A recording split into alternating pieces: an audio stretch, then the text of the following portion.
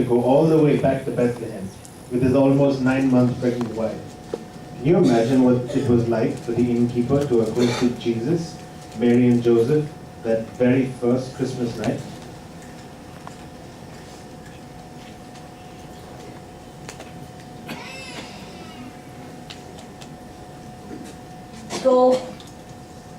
Go away.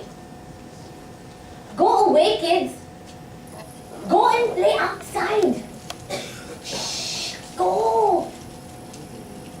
If you have nothing better to do, I have a lot of floors to sweep. That gets them running every time. Oh, hello. Nice to see you. Will you be needing a room? Your timing is perfect. You can have as many rooms as you want. It's a good thing you came today. Why? We've had a lot of excitement around here. It all started with that silly old census. People came flooding in from Bethlehem and they needed a place to stay. Now, I'm not complaining, but we were filled to the rafters every night for a week. And my poor back, it was so sore. And my hands, they were red and nearly raw from all the cooking and cleaning I had to do. But wait, I haven't got to the best part yet. Oh, sit. Please sit. Like I said, people had come in for the census. And when they came in, the rooms, they started filling up. I was so excited. I mean, I could see the money pouring in.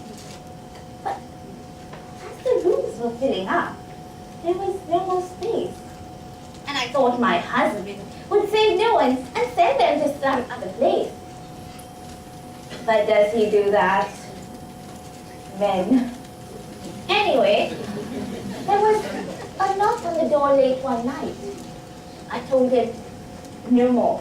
Just don't answer the door. Maybe they'll go away. What does he do? He goes to the door. There was just some young couple.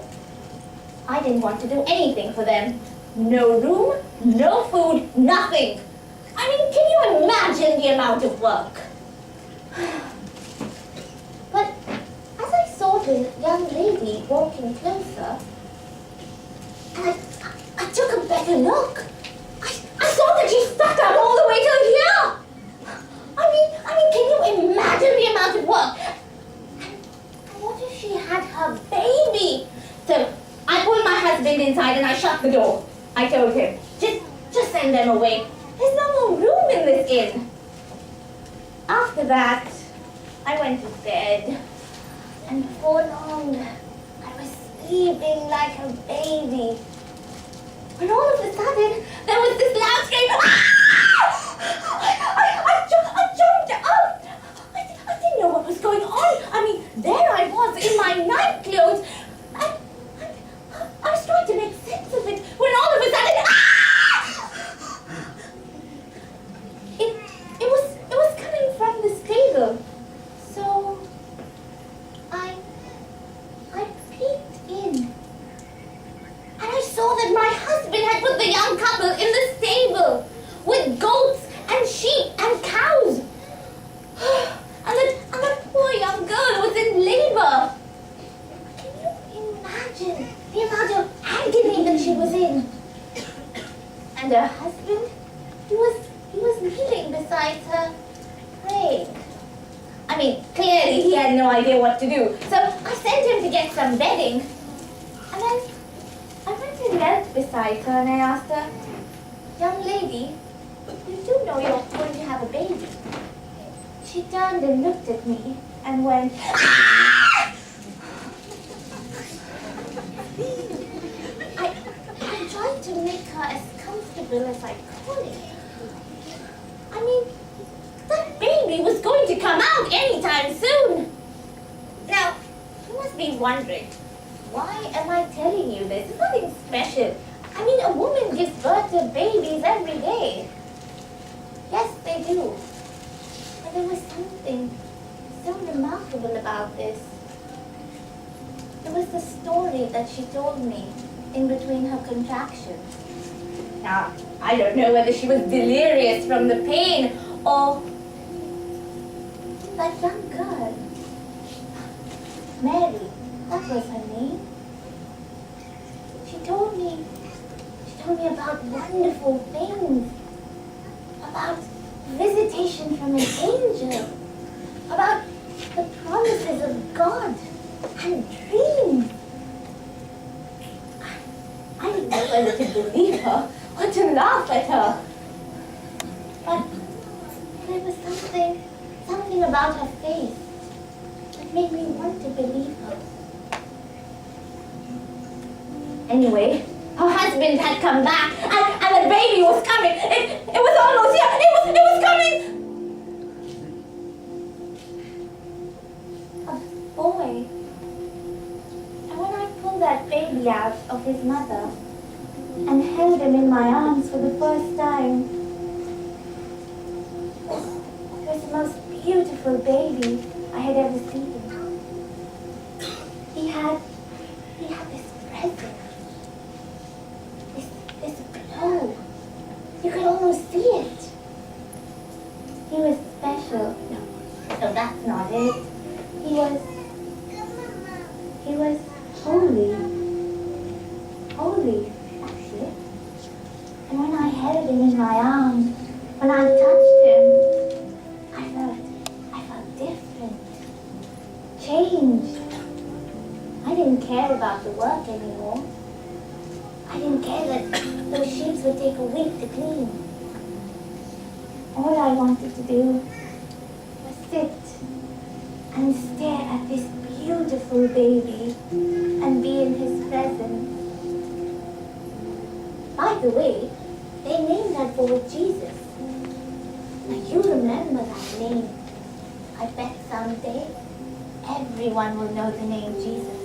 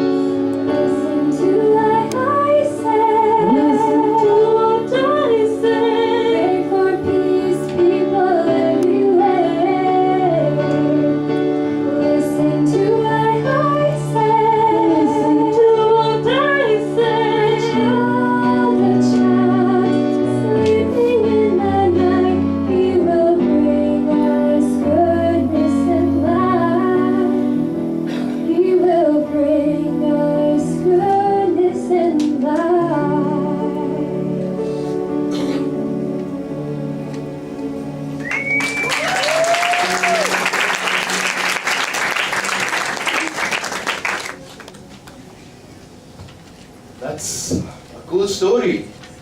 And to think of it, it is so different from the Christmas as we know it. Yes, real Christmas is very different. It's about giving, because God gave His Son. It's about families, because God came to restore families. It's about happiness and joy, because we now have a hope. But I must tell you about that first Christmas.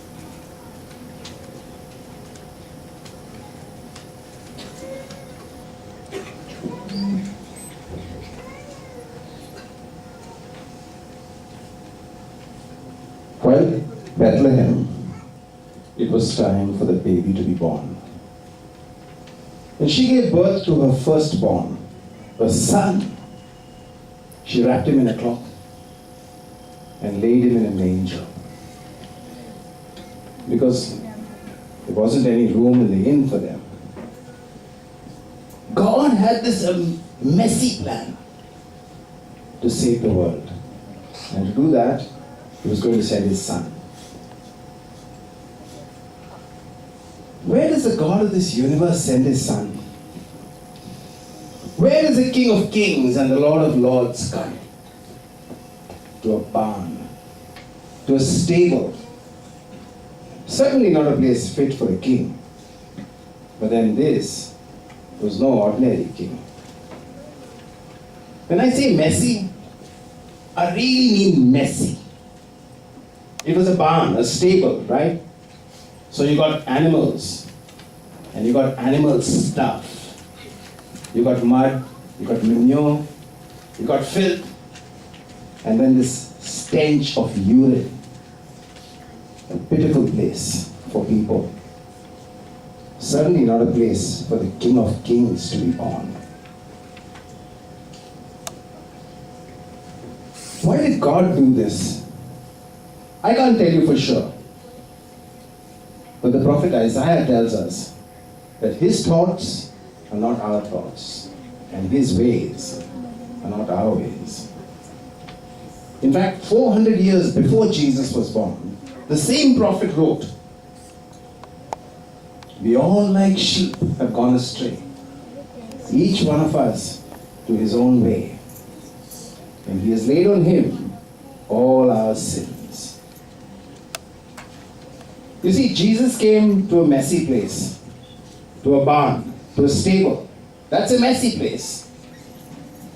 But He also came to a messy world. Our world is a mess. Why? Because the shepherd was coming to take care of his sheep, to prepare a way for them to go back home. That's what a shepherd does. He lives where the sheep live. He sleeps where they sleep. He eats where they eat. And that got Jesus into trouble. Why did Jesus eat with sinners? Because that's what a shepherd does. Angels appeared to shepherds in the field and said, "This will be a sign for you. You will find a babe wrapped in a cloth, lying in a manger."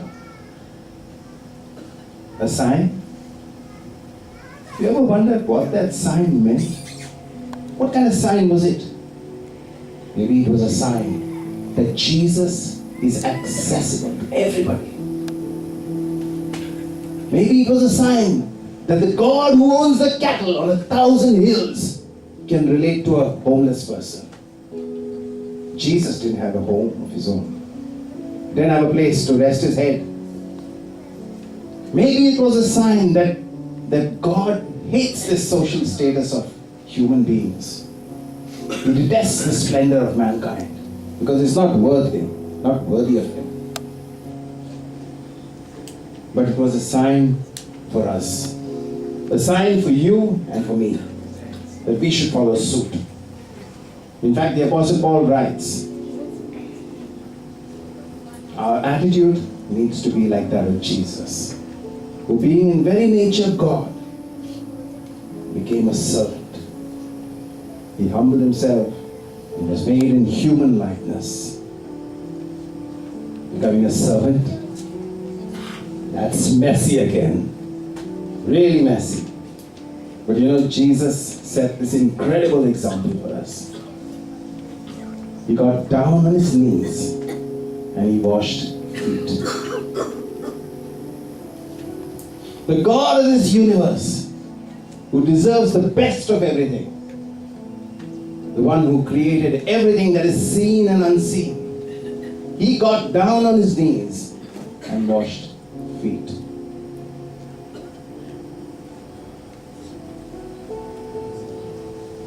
The same God came into our world, was born in a stable, laid in a manger, such a messy place. Why? Because he was following a messy plan. So needless to say, that first Christmas was messy. It was filthy. It was dirty. It was stinky. But thank God it was. Because without it, what a mess you would have been in.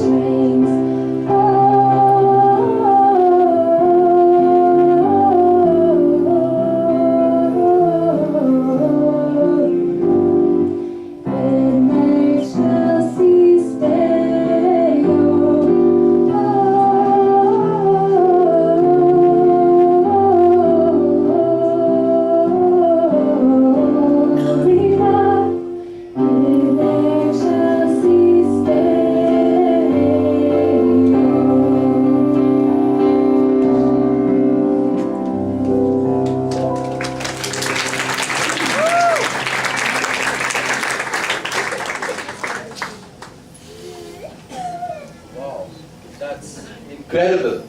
Amazing. Yes, the real Christmas is very different. In fact, He came for the rejected, the sick, and the rebellious. But He also came for something more, something that all of mankind suffers from, the curse of sin. Sin. Sin? What do you mean?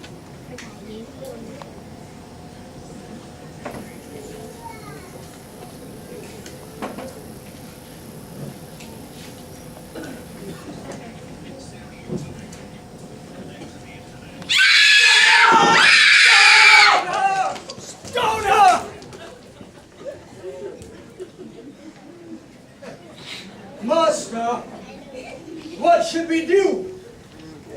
This woman was caught in the act of adultery.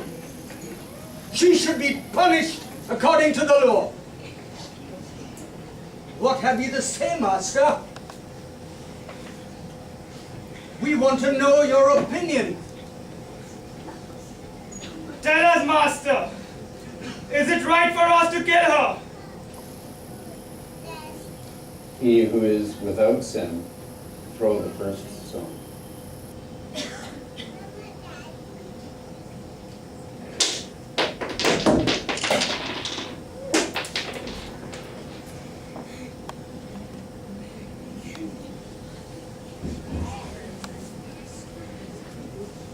Where are your accusers now? Is there anyone to condemn you? No, sir. No one. Neither do I condemn you. Go and sin no more.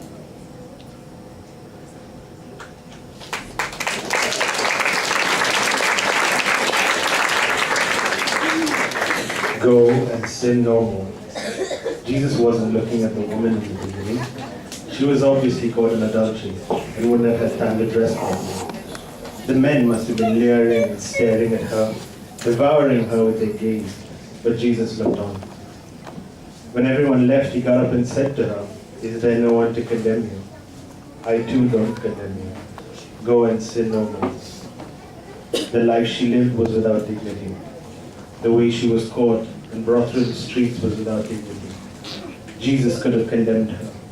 He could have rebuked her, but all he said was, "Go and sin no more." He, in a sense, restored her dignity. It doesn't matter as to the sin you committed, big or small, trivial or grievous. Jesus hates the sin, but oh, does he love the sinner. Jesus gives hope to each one of us. He came for the rebellious, the sick, and the sinner.